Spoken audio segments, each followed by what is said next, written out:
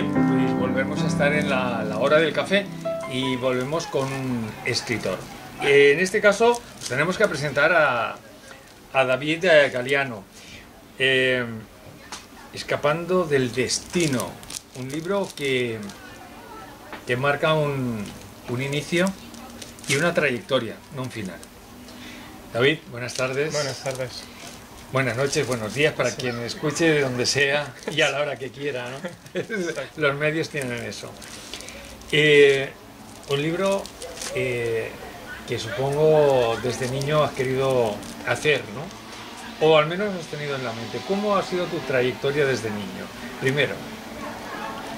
Bueno, mi padre siempre me ha transmitido un poco el tema de escribir historietas.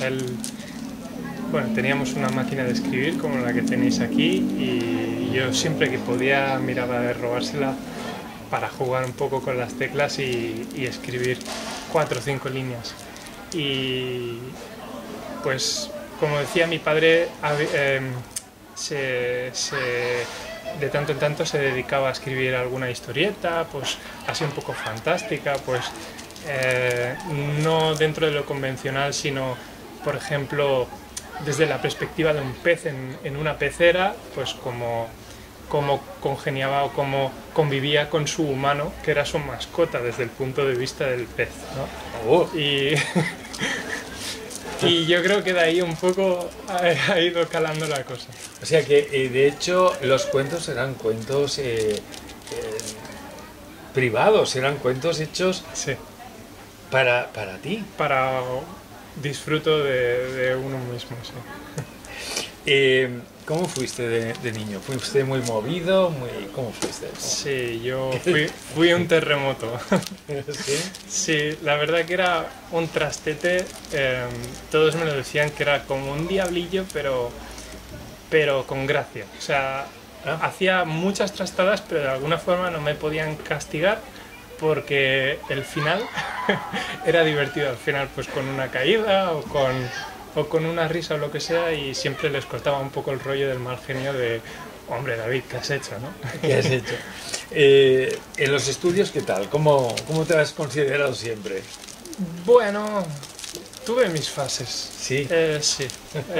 Con normal. Mi madre profesora, bueno, siempre se ha dedicado a la educación, y mi padre sí que ha sido ingeniero eléctrico, bueno, ha estudiado eso y me ha tirado mucho las ciencias, pero luego se ha acabado, al final ahora está trabajando también como docente. Y bueno, pues en la primaria muy bien, o eso es lo que me decían.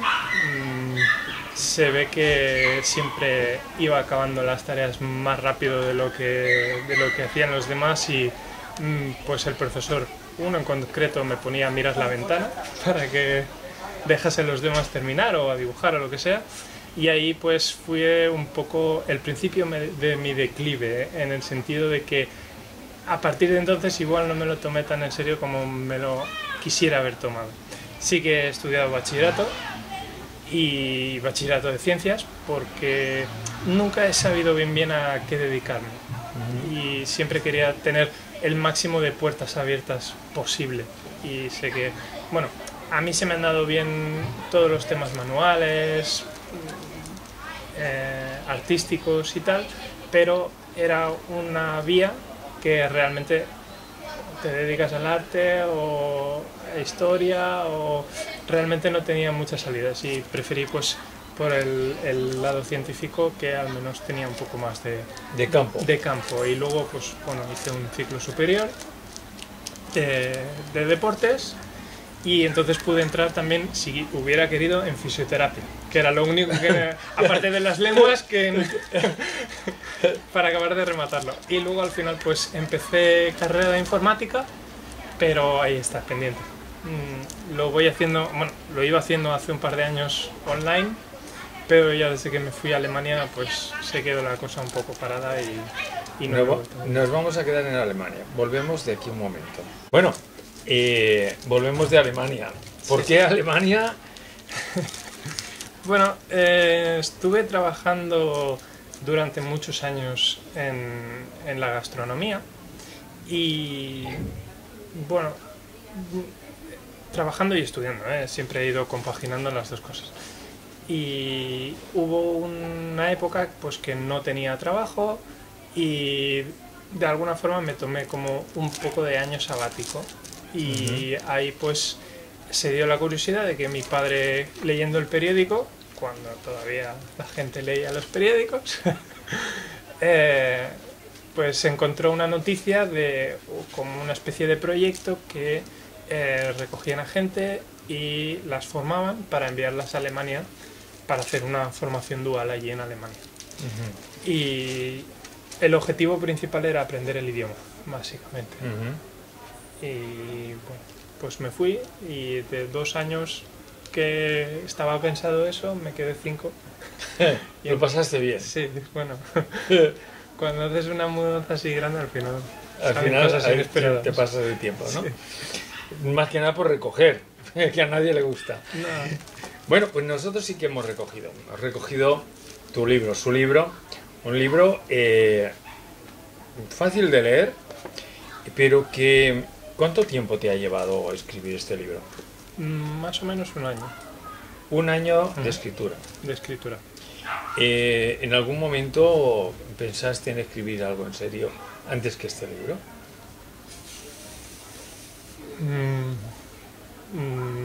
No realmente. No realmente, pero escribías ahí Escribía así historietas, pero cortas. También hubo una época, como ya te dije, que me gustaba el tema artístico. Hice algún que otro cómic, alguna tira cómica. Bien. Pero ahí acabo... no fui más allá. O sea, y con este fue creo que el primero con el que me puse en serio de decir, voy a escribir una historia con un principio y un final. Y... El título nos llama la atención. Escapando del destino. ¿Por qué escapar de un destino que no conocemos? Bueno, el título tiene tela porque no era el título original. Bueno. Entonces esto se ha ido retocando y bueno, al final se ha quedado así. Me gusta, o sea, el porqué tiene que ver mucho con la historia, pero me gusta porque tanto las personas que creen con el destino, que creen en el destino, como las que no creen en el destino, yo creo que se pueden sentir identificadas. Porque, por una parte, los que creen en el destino, el título hace realmente referencia a escapar del destino, y los que no creen es como escapar de algo de lo que no crees. O sea, se puede realmente, es como un... Yo creo que ahí hay una amiga que puede atraer a gente cuando lo vea. Atraernos. ¿Tú te has sentido atraído por las historietas que escribía tu padre? Nos choca empezar a leer el libro y lo primero que nos encontramos son agradecimientos. ¿Cómo es posible cuando muchos pensamos que agradecer después de una lectura es agradecer a todos el haber tenido el libro en las manos, ¿no?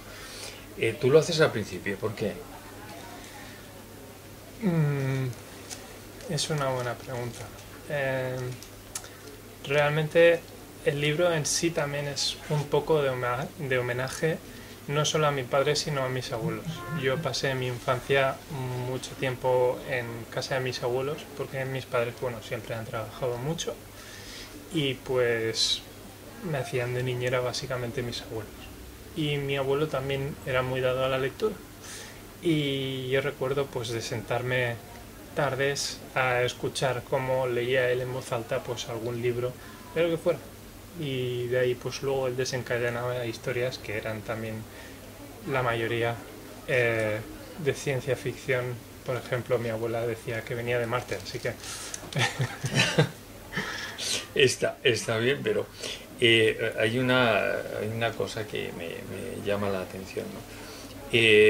Hablas de lo primero de los abuelos y vas bajando un poco hasta llegar a un pie que es el pie de tu pareja. Queda muy claro que Marta para ti ha sido parte de la inspiración en este libro. ¿Cuánto hay de ti en él? De mí, bueno, yo creo que fue una época bastante borrosa en mi vida, en el sentido que fue previo a Alemania, de hecho, el libro, y, y era pues la época del bachillerato, con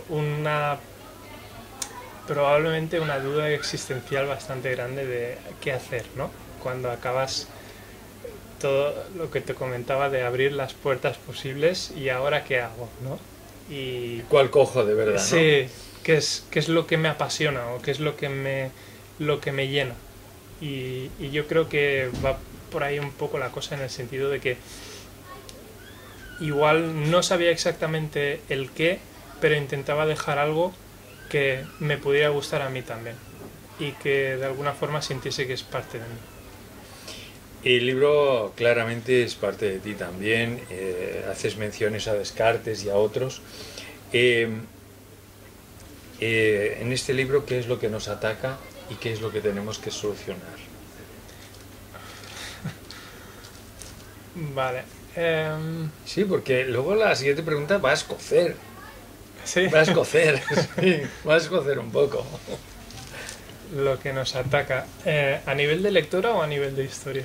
A nivel de historia, claro. A nivel de historia. No, ahí llegaré Vale, también. vale. A nivel de historia, un poco el cómo afrontamos los problemas, yo creo. Porque indudablemente al protagonista le pasan una serie de cosas fuera de lo normal. Y parece que no para de tropezar y tropezar y tropezar, y es de alguna forma también una oda a esa capacidad de levantarse y de decir, bueno, vamos a sacar algo bueno de lo que está pasando, ¿no?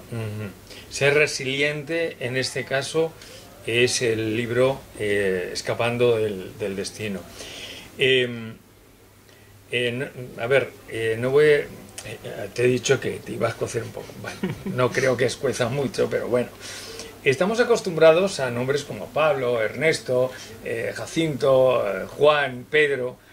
En tu libro te posicionas mucho claramente en nuestro estadio, España, ¿no? ¿Por qué los nombres? ¿Cómo has elegido este tipo de nombres? No lo vamos a desvelar, cojan el libro. Pero sí que tiene miga. Bueno, yo creo que los primeros fueron un poco porque de alguna forma quería reivindicar o quería volver a adoptar un poco los nombres clásicos de la mitología griega, pues lo que son... bueno, no los vamos a nombrar, pero todos conocemos la mitología griega, y empezaron por ahí, sobre todo los principales, protagonista, antagonista y algún que otro secundario. Pero luego ya, pues depende de en qué punto de la historia se encontrase, o depende de en qué época, porque hay varias épocas, pues miraba un poco de nombre acorde a esa época. Pues si había una época medieval, pues un nombre un poco pues así más sonante a medievo, no Pablo, porque Pablo sí podría sonar a medievo aquí, pero fuera pues no, y buscaba algo un poco más. Vale, o sea, utilizamos Adonis, por ejemplo, sí. Yendo a la mitología. Sí.